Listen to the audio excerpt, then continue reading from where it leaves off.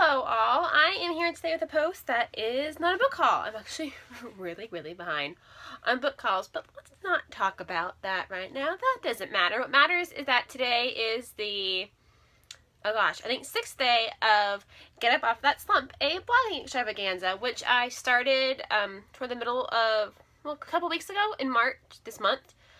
Because I felt like there was kind of this big slump in the blogging community, and I've had it too. It's just feeling like all the posts are the same, or something fun and interesting, or just that something's missing and you don't have the, I don't say the desire to blog, but like the inspiration isn't there. So Get Up Off That Slump is, there's 3 different posts a week for about 3 weeks, I think, and there's 2 options a day. You can join at any time.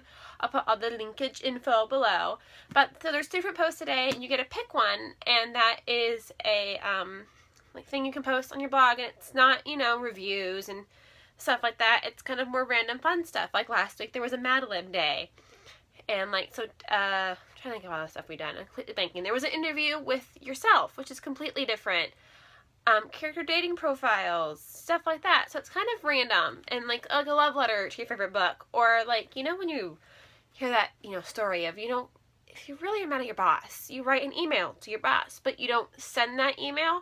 So kind of like a bash that book thing, kind of like that too. It's like, it's all this, you know, stuff that it still has to do with books. We're still here for the books and blogging and everything, but it's showing you that you can kind of do more with it and have fun and get back into that groove. And so today there are 2 post options. The first one is to do books, find poetry, and the second option is to reenact or read a scene aloud.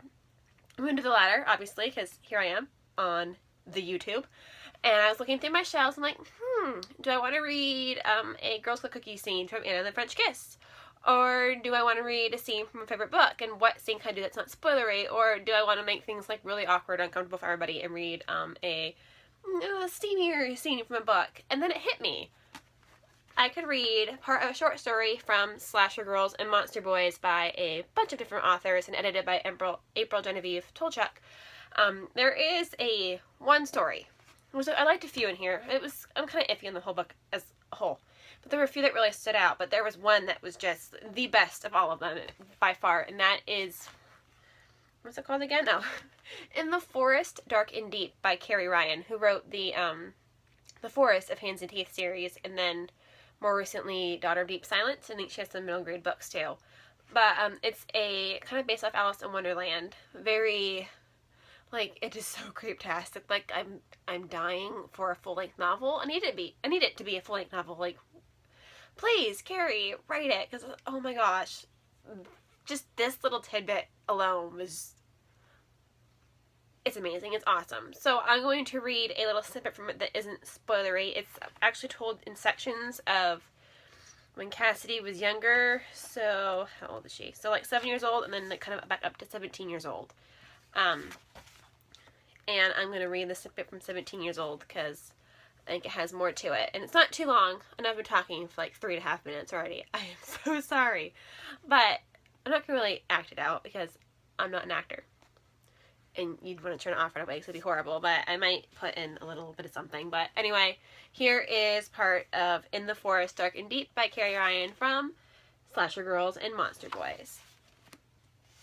The side of the table bit into Cassidy's hips, and she pressed her palms against it, feeling the cut and swirl of wood grain as she lifted herself to sit. Jack took advantage of the new position, stepping between her legs. Lazily, he slipped free the top button of her shirt, and she leaned back, hands flat behind her, watching as he made his way down her abdomen, one finger trailing along her skin in his wake. Around them, the thicket of forest hummed and sang of night. Crickets with their sharpened legs, staccato wings buzzing, wind through pulp-heavy branches. The sound of their breaths tingled with it, became a part of it. When Jack pressed his lips to the base of her throat, Cassidy arched her back, watching the moon splay across her bare skin.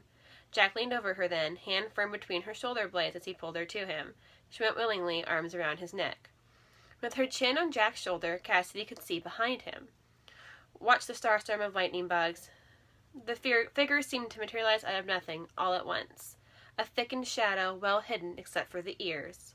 She gasped, but Jack just took it as a sign of pleasure, and he used the opportunity to dip his head lower, giving her a full view of the March hare and him a full view of her.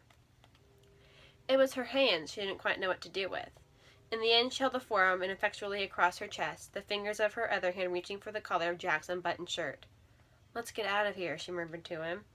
The March hare circled silently just beyond the edge of the clearing. It seemed to Cassie that his ears were duller now, the edges of them grungy and well-worn. She couldn't see his eyes. They receded too far into the darkness of the underbrush, but she felt them on her. Her throat tightened, breathing labored as though it were 10 years ago, and his hand still circled her neck, claws raking against the column of her throat. Each time she closed her eyes, she remembered the sight of the other girls arranged around the table, their rotting bodies so bloated under the early fall heat that their skin threatened to split. Jack continued to work on unbuckling her belt, and she shoved her knee against his torso, knocking him off balance. "I said let's go." His fingers hesitated, but he didn't release her. "Come on, Cassidy," he said. "It's still early."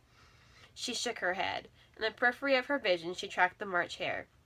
Though she'd been back to the clearing a handful of times after she was rescued, and the bodies were found a decade ago, she'd never seen the March hare again. Not until tonight. She didn't know what had changed, what was different. The familiar wash of chills began its slow wave up from her toes. Jack let out a frustrated breath. "I thought you were cool with this," he said, and Cassidy wasn't sure which part of this he meant. The fact that he was 3 years older than her and interested in nothing more than hooking up, or the fact that he'd brought her here because it would make a great story for him to tell his friends later. Maybe she had been cool with it all, despite what that said about her feelings of self-worth. The addition of the March hare changed things. Yeah, well, she grabbed the edges of her shirt, pulling them together as she pushed off from the table. Jack's fingers closed around her forearm. Cassidy shook down at where he held her. The scars cutting around her wrist glowed white against the rest of her skin. In the darkness of the clearing, it almost appeared as though fishing wire still bound her, causing her fingertips to burn. From the tree line, she sensed movement, and when she glanced over, she saw that the March hare had taken a step closer. Perhaps Jack would have noticed as well, but he was too busy staring at her wrist. Whether he felt the force of her pulse, flashing in a warning, or whether he simply didn't like the visceral reminder of her past, she didn't know. Either way, he let go of her. Instead, he danced the tips of his fingers under the edge of her shirt, up over her hip. He curled his touch, trying to bring her closer. "I'll keep you safe," he said, the words deep and low at the lift of the corner of his mouth. He didn't seem to notice the irony that, of all the dangers in the clearing, he was the one she most likely needed protection from.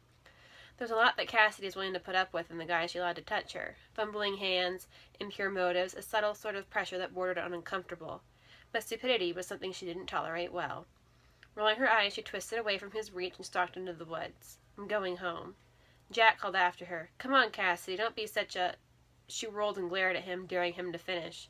Smartly, he swallowed whatever he was about to say next, but he did nothing to shudder his obvious irritation.